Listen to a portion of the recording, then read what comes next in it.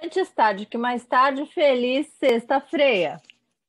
Estamos aqui de volta nesta sexta-feira, final do dia, né? Você já está aí se preparando para sua balada? Espero que não, porque a gente ainda está em 2021 e ainda nem todo mundo foi vacinado e nem o Covid foi erradicado. Mas eu não vim aqui para falar disso, né? A gente veio aqui para falar o quê? Sobre informações a respeito desse mundo místico, ou melhor, mitológico, né? Sobre os descendentes aí dos deuses.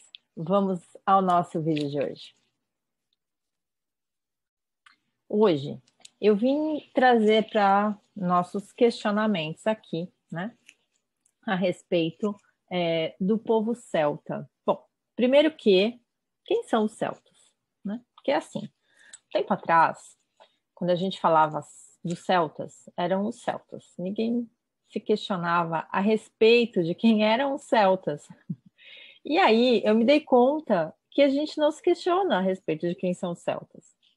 Para quem segue o Yoga Witch Institute, eu fiz uma postagem recentemente falando exatamente sobre o povo celta. Mas hoje eu vou um pouquinho mais a fundo nesse assunto, né?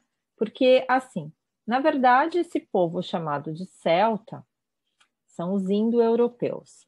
Ah, legal. Então, os celtas são os indo-europeus. Tá bom. Quem são os indo-europeus? Né? Então, vamos lá para quem são os indo-europeus. E primeiro, por que eles se chamam indo-europeus? Né? Que tipo assim, da onde veio este termo? Este termo veio das línguas que eles usavam, tá? Que são idiomas falados na Bretanha e Bangladesh. Bangladesh, isso mesmo. Diz que esses povos são originários da Ásia, tá? Eles vêm vindo desde a Ásia, tá bom? Teve esse momento no qual esse povo indo-europeu teve o contato com os outros povos ali. E eles trouxeram algumas novidades. Se vocês assistiram a série Vikings, vocês talvez se lembrem de um certo encontro ali que eles representaram, acho que quando eles chegam na Inglaterra. E o que é bem marcante, assim, é que eles lembram que eles eram fazendeiros, né? Principalmente Ragnar, Lagertha eram fazendeiros, e aí eles ficam, assim, embavecidos ali com, como é o nome daquilo ali, que é puxado pelos bois, né? Carro de boi, tipo, mas que era um arado. Porque eles mesmo é que aravam a terra puxando um negócio que era o próprio ser humano que puxava. E aí esse povo já tem os arados que são puxados pelos bois, né? Ou pelos cavalos. E eles ficam ali, nossa, que coisa incrível, como se fosse uma revolução. Eles trouxeram também o machado de batalha, porque antes não tinha machado de batalha. A gente, tipo, era um outro tipo de machado que eles usavam, mas que não eram de batalha, né? E esses machados que eles tinham eram os de pedra, que eram machados de pedra polida, ao invés de ser machados de metais, tá? Que tinha um lado só, esse aí tinha dois lados, tá? E também tem um tipo de cerâmica que eles trouxeram. E essa cerâmica era uma cerâmica canelada, enfim. E essa cerâmica, ela dá o que falar depois também, porque por conta dessa cerâmica, deixa eu ver aqui, é que vieram, eu até anotei essa parte para não esquecer, para falar para vocês, né?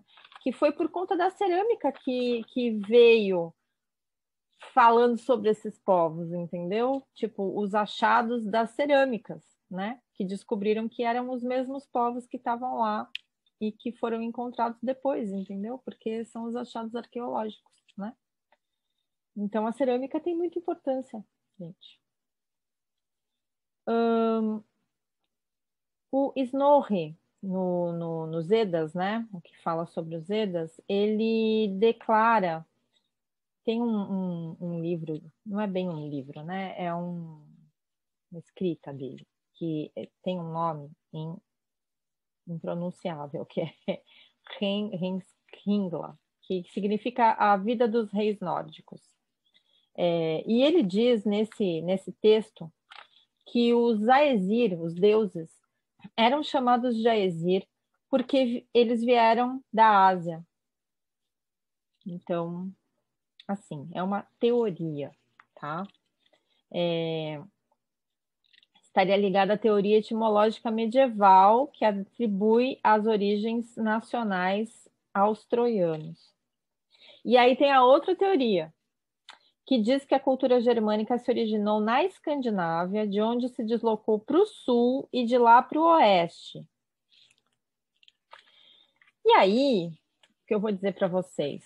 Toda essa base, né, dessa cultura, desse povo, é tudo baseado hoje em teorias. Esses estudos que eu trouxe aqui hoje, eles foram feitos baseados na linguística.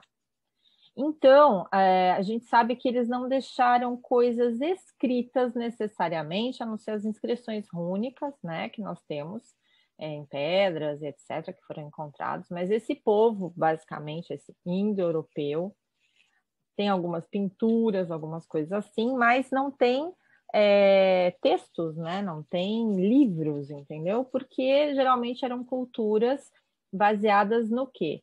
Na tradição oral. E aí, na tradição oral, não se tem nada escrito, até porque, né? Enfim, era oral, né? Então, o que nós temos são teses. São teses baseadas em achados, e essa aqui, no caso, baseada na linguística, através das línguas que eles falavam, e aí eles vão na busca dos artefatos, etc., e o que era encontrado. Então, são teses, gente. Não dá, assim, talvez em um momento mais à frente, encontrem alguma coisa e que mude tudo isso que a gente está falando aqui, né? Porque esse povo, assim, de onde veio, como ele começou, como eles se encontraram, né? A gente só tem essas suposições e a maioria foram escritas por filósofos, né? Então, esses filósofos se basearam aí em vários tipos de achados ou tipos de coisas. Os Vedas, você sabe que já tem ali uma forte inclinação, né, por conta do cristianismo, então a gente não vai saber como era exatamente. Mas eu achei interessante de trazer aqui hoje essas duas teses, porque explica o que são os indo-europeus, né? E a gente às vezes só menciona aí o indo-europeu e a gente não sabe o que são. Na verdade, são vários povos, né? E essa cerâmica, né, canelada, da qual descendem os teutões, os bálticos e os eslavos, tá? Que são também chamados de celtas, todos eles, tá bom? Mas aí a gente divide eles em tribos e em locais. É isso. Hoje ficamos por aqui. Então a gente já sabe mais ou menos que os indo-europeus, porque eles se chamavam indo-europeus, né? Porque a gente fala indo-europeu, é por causa da língua, né? Que deu origem à Bretanha, tal, né? E as línguas, né? E a gente já sabe que os celtas são vários povos. E é isso. Fico por aqui. Blizz de Bi.